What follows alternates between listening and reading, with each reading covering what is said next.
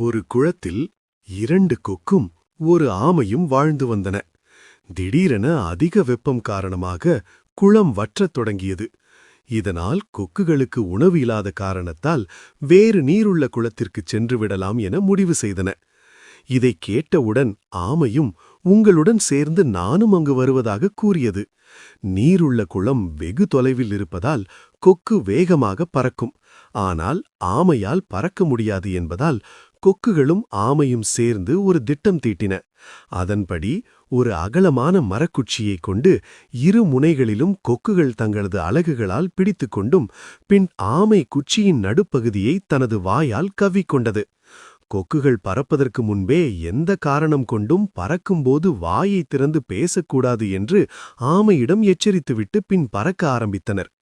குறிப்பிட்ட தூரம் பறந்து கொண்டிருந்தபோது ஆமைக்கு உயரப் பறப்பதை நினைத்து மனம் மகிழ்ந்து உணர்ச்சி வசப்பட்டு கொக்குகள் எச்சரித்ததை மறந்து வாயை திறந்தது.